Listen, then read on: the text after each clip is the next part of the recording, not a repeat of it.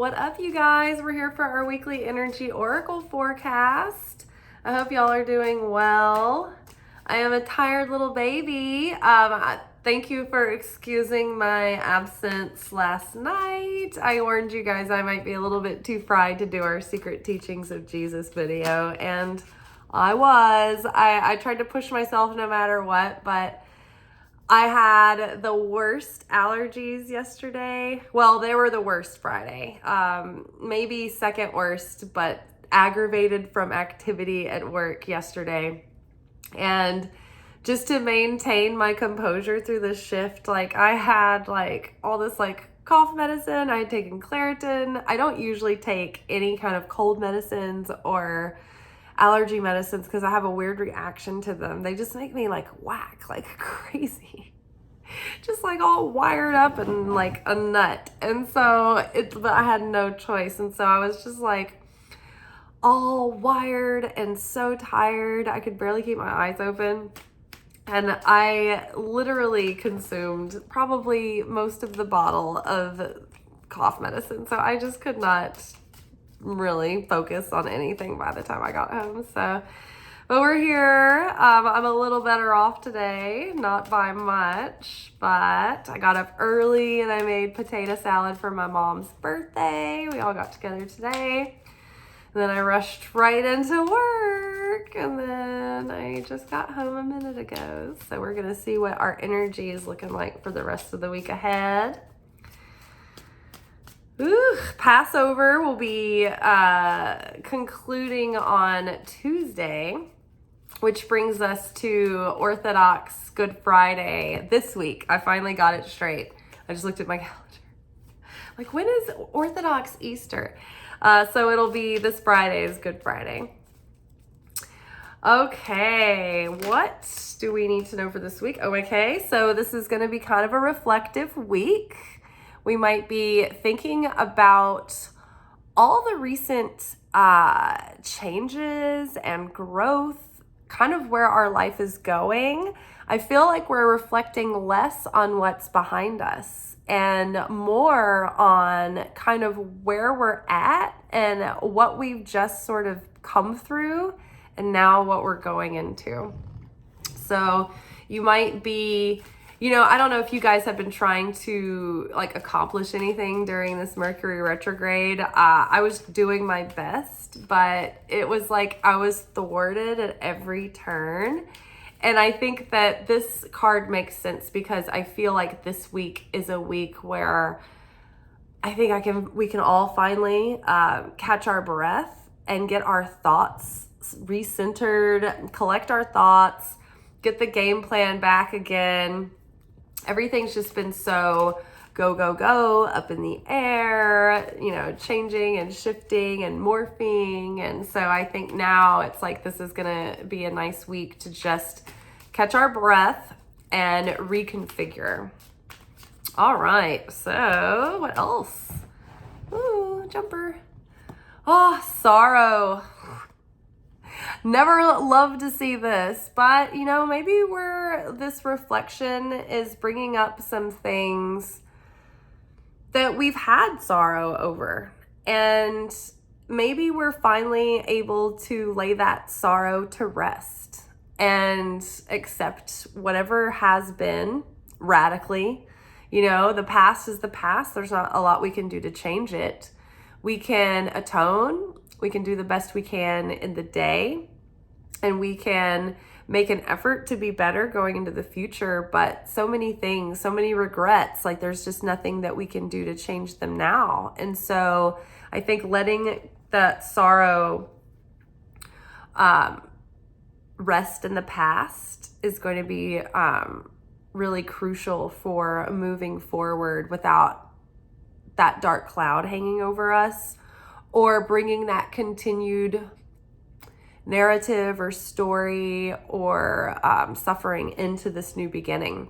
The beginning that we're in now has great potential to be created on a foundation of joy and love and purpose. And it doesn't mean that life is never going to bring us sadness or difficulty or things that are confusing or leave us uncertain.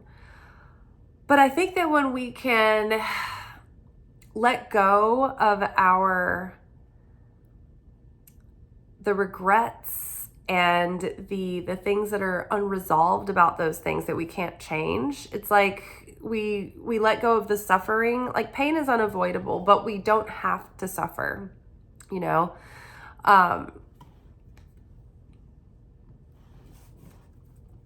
And I think too that when we connect with a deeper purpose in our lives, when life deals us things that are painful and unpleasant and regretful, I think that we have a greater sense of grace moving through those times and having more perspective around them.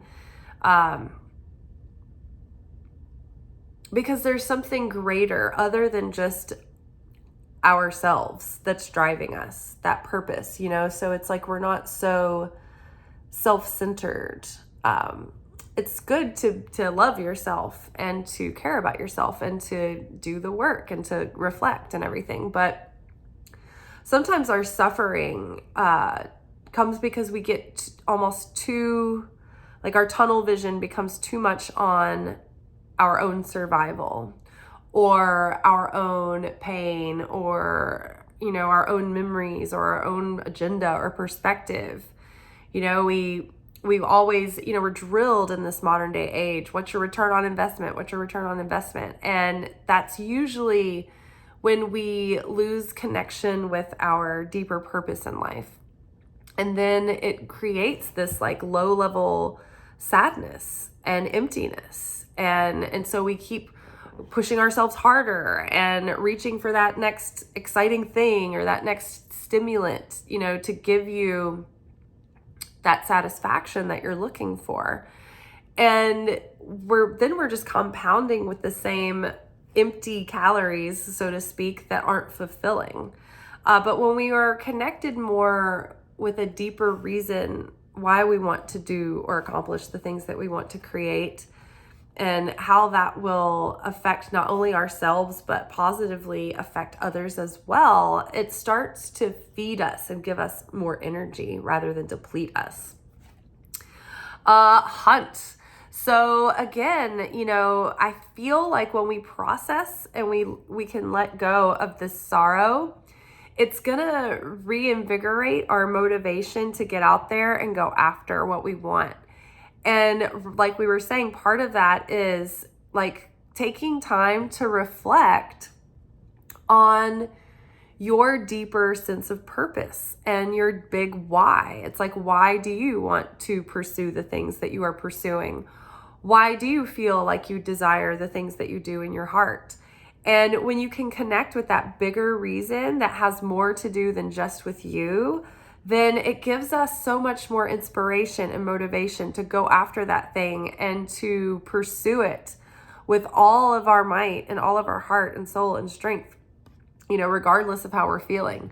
There was a part of me that like really wanted to come home and do the video last night, but I just knew I was too loopy. I was just going to talk in circles and I was so tired. And I was like, you know, I know discipline is good, but also it's not good to be cruel to yourself. So I was like, I think I can allow myself like a sick day to take off, even though it wasn't technically sick. I didn't feel good though. But yeah, reconnecting with that why and then being determined to just go after it and really hunt that down. Because whatever it is, it's not just going to fall in our lap. It's going to take this amount of energy and this focused attention. Hunters have strategy and they have intent and intention, and they don't waste their energy on randomness to just hope things will work out. They follow tracks. They go near where their prey or their prize is going to be. They can follow the signs and put themselves in the right place, and they can learn the right times to be there. So adopting that hunter mentality, right? What, does that affect your plans? Reflect on your plans and think of it like a hunter. If you were going after your desire like it were, say, a deer or some wild game, a boar or a rabbit, where would you go, to hunt that thing down? Where would you be looking for that thing? What time of day does that thing eat? Where does it go for water? Where could you find it? These are questions. So apply that to your desire. Maybe you can think of some creative ways to approach your issues and challenges. Oh, that's a lot. Too many cards. Let's just get one.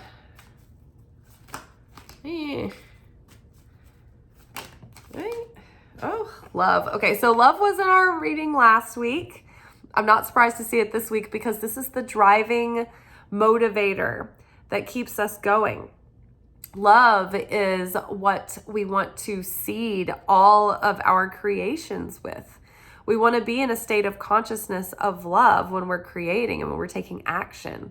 We want to surround ourselves with things that we love, from small things to large things. I love everything that is around me in my house. It brings me joy. I love the mug that I drink coffee out of. I love the things that I buy, food wise, I buy because I love not only the flavor and the ingredients, but the branding and the packaging, it all, I don't take that lightly. I want to be full of love with everything that I do. When I garden, when I go to work, when I sit down to, pursue things to create that have to do with this channel, whatever it is that I'm pursuing, whether it be the small minutia in my life or the big grand things, I want to do things that light me up and fill up my heart and make my cup runneth over. And I have gotten to the point in my life where I will no longer subject myself to environments or conditions or things that I don't love, that don't bring me love, that don't fill me with love, and that don't love me, right? I left film because I didn't love that anymore. And I particularly had to stop saying no to gigs that were not things that were, every gig you had to take, the good with the bad, but there were some things that I just couldn't deal with anymore. I had to work on a couple of episodes of Love After Lockup towards the last year or two when I was trying to make my big exodus from film, and I was just this is the nail in the coffin. I can't be around this toxicity anymore. I just won't. And now I love what I do. I love where I work. I love the people there. I love the building that I'm in. I love my drive to work.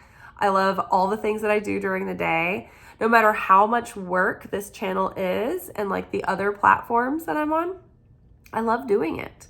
And so even though it does get tiring sometimes, and sometimes I'm not sure if I can have any more energy to fit it into the day, it's it lights me up. So I love doing it. And what I love even more is the times when people tell me oh, I connected with this in the message, or this helped me. This helped me in some way. Sorry, now I'm starting to get all energetic and heated up, and now my lungs and everything are gonna be or our pollen has been so bad the last couple of days. It's just been everyone I know has just been a snot factory and inflamed lungs and watering eyes. So forgive me. But yeah, when we have love in our hearts for what we do, and when that's our central focus, and we're thinking about all the love that we're sharing, it gives us even more energy, and it doesn't deplete us at all. This morning, I put literally blood, sweat, and tears into my potato salad. I was so tired. I did not feel like making it, but I was just you know what? I'm going to make it just like Mama's potato salad. We haven't had it in a while. Everybody's going to love it. It's going to be so good. I'm going to have leftovers. I'm going to take it into work, and we'll have family meal at work, and everybody will love it there too. And we'll all enjoy, and it'll be good. And I was so tired that I could not get my pickle jar open. And I was almost like, maybe we just won't have pickles. And I'm like, no, that is what makes the best potato salad, is the pickles. So I just was like, all right, I've got a towel on my head. I'm in my pajamas, and I'm going to walk into my neighborhood until I find someone to open my jar of pickles. And I did. And this man across the street, he opened it for me, and I was like, thank you. But everyone loved the potato salad. And then I took it to work, and everybody loved the potato salad there. And then at the end of the shift, I was like, more potato salad. And everybody's loving it again. And like one of our dishwashers was like, hey. And I was like, eat some of my potato salad. They call me tequila. Like, I made it, tequila made it. And they were like, oh, tequila. So they loved it. So we all loved it. We all loved the potato salad. But I've been like lit up over potato salad all day, and I'm exhausted. So it's like the amount of love that you put in something, it's like it's going to give you all that energy back, right? So that is going to be your driving force. That's what's going to give you the energy to get out and do this hunt. You know, that is what's going to give you the energy to pick your chin up, you know, when life gets heavy and tough. I mean, I've been like a little baby over the last couple of days. I've been tired. I've had like migraines this week. I've had allergies. And there have been times where I've just had to have a weep. I've just been like this, like bemoaning my, you know, my stature and my status in life, and bemoaning my fates. But then after a minute of reflection, my perspective shifts, and I'm motivated again to get back in and get back at it, you know? And I'm still tired, but I'm still excited to make this video right now. And it's so funny because last night when I was driving home, and I was like, I want to make the Secret Teachings of Jesus video. And what was really prominent on my mind was I've been watching The Chosen. And if you guys haven't heard of The Chosen, it's a series that is very well made, but it's about Jesus and his disciples. As Jesus was beginning to meet his disciples and like begin his ministry, it was like, it was this episode where they had, and by the way, if you want to watch it, the first season is on Netflix and I think also Amazon. And then you can watch the rest of the seasons on the Angel Studios app for free. And I think that The Chosen might have its own app, but they're a little glitchy, so you kind of have to like mess with the system. But anywho, neither here nor there. It was a really great show. So the episode that I was watching the other night was they were at the point where the disciples were arriving into Jerusalem for the Feast of Tabernacles. And you guys, if you've been here for a while, you've probably heard me talk about Sukkot. Sukkot is the holiday that comes right after Rosh Hashanah and Yom Kippur. It's like the third one that kind of caps it all off. But it's the one where everybody has to be outside under the Sukkot or under a tabernacle or a temporary shelter. So, and it's like a week long or more. It's like eight full days, 8 or 10. Don't ask me to have details correct right now. So the point is that in the scene, Jesus and his disciples have been walking all night, and they arrive in Jerusalem at the crack of dawn. And they got word from others that like people were already lined up and waiting for Jesus to arrive in Jerusalem to perform miracles. And it's like he was just starting to like people were just starting to like spread rumors and stuff. So that his fame wasn't like totally like out of control yet. So they arrive into Jerusalem, and they're surprised because like they already have like a whole like line of people that are just waiting for them, and they don't even really get to set up camp and like settle in. They're just going right into the healing work. Take a drink of coconut water. I love coconut water. It's so healing and nourishing, and so many electrolytes. It's so quenching and hydrating. So the disciples go ahead and set up camp, but Jesus goes right to work. So he's been walking all night, and then he is receiving all of these people that have been standing in line and waiting for him, and he's healing them all day. and he's not taking any breaks. And all the other disciples are coming and going, and they're watching camp, and they're keeping an eye on the people in line. And really the disciples are like his production team. They're like, when you think about it, you're like, why aren't they listening to him talk? And it's like, oh, Jesus couldn't have done this without his, I mean, he could have, but he needed his disciples. They were his support team. They were helping him with the ministry, but there's logistics that need to be taken care of, right?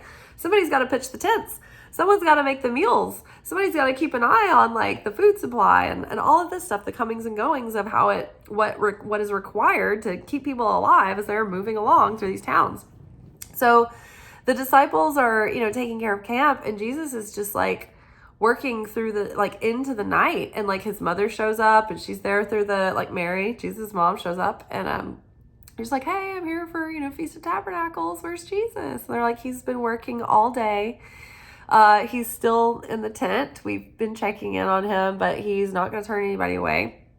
And so the line finally dwindled down. It's the middle of the night. So he's been working on his feet, healing people from the morning into the evening after they had all had dinner and they were sitting there at the fire. And he finally starts to come walk. They hear him walking up to camp. And he's like, good night, everyone. And he's just not even going to eat. He's just like, good night, everyone. And he goes over to his tent and he can barely stand. He's trying to take off his shoes and he's just feeble. And it was so moving because the moments before, Mary was giving her account of, because they were like, what was it like when you gave birth to him?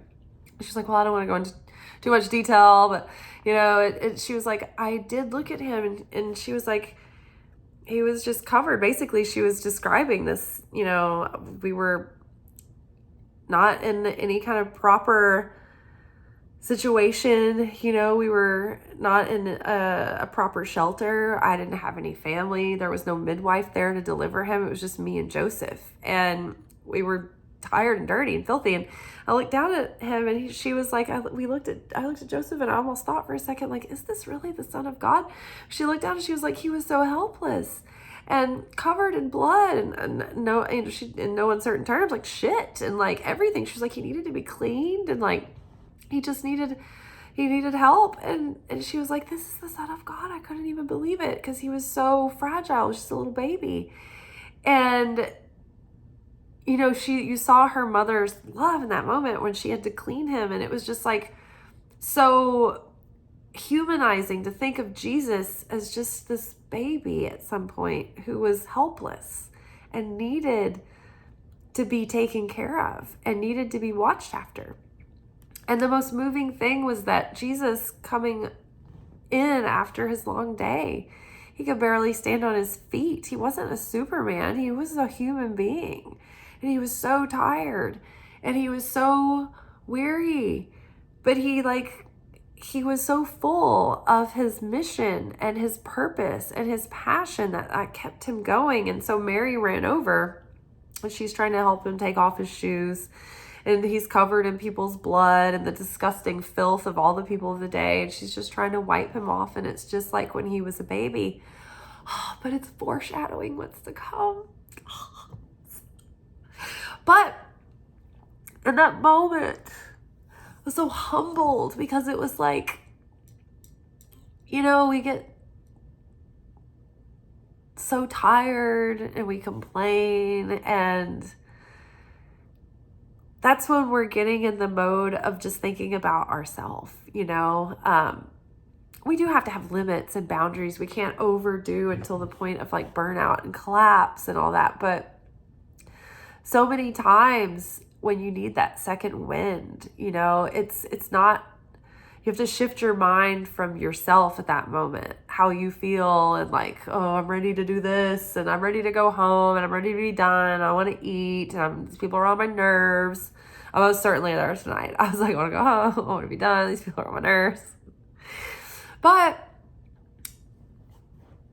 And I was like, oh, I'm so tired. I don't have enough energy to go home and do a video. But thinking back, it was like, no, reconnecting to the thing that makes me so excited about doing these videos is sharing these thoughts with other people and providing or sharing a moment of hope and love with other people. so that we have just at least one dose of that per day where we can hear some good news and we can get heart-centered and think about our soul. What does our soul need right now? Where is our soul leading us? And so that's what drives me, and that's what gives me so much purpose. And so that's what's going to connect us to that hunt this week. And when we're feeling like we want to be like this, it's like re-centering and redirecting our focus onto all the love that we're pouring into something that we want to share with others, and the love that will continue to perpetuate because of that. It's like when we put our mindset in love, when we start something, it's like that thing snowballs and it creates more love and it shares love, and that love shares more love and more love and more love. It begets more. Whereas when we get self-centered, we start to shut down. We look down. We're not looking out at the world that we're sharing with anymore. We're just self-centered. What can I get? And it contracts us. See the difference between pulling it in and closing off the vessel. Whereas when we're looking up and we're reflecting and our heart is open and it's growing. And I love how knockout roses are growing out of this heart. And we talked about knockout roses recently, how tenacious they are and how determined and how they just grow huge and they bloom there's like a million blooms. What's the word? Prolific. They bloom like prolifically through the summer. Throughout most of the year, there's just like a billion buds on a knockout rose. They're like tough through weather, through dry weather, through cold weather, right? And it's like when we have our mindset in the right place and our consciousness is in the right place, it makes us so tough like that. We're so resilient. We're so tenacious. We can keep going and we can keep thriving and we can keep blooming no matter what the conditions are. We have to keep that heart open and full of love. And we have to resist the temptation to get down on ourselves and to focus on, our problems and our challenges. We have to focus on the reason that we want to solve the challenges. What's the greater purpose that's driving us? So it'll be an interesting week to see what's going to be playing out.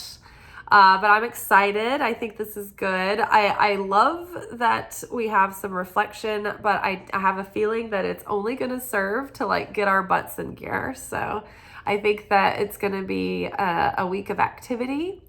I don't think this is a week to rest on our laurels, but yeah, we'll see more detail tomorrow. On Mondays, we have our anchor message where we get our spiritual assignments for the week. And it'll kind of go into more detail based on, what our energy weather forecast was. All right, y'all, let's run through these cards one more time. We've got reflect.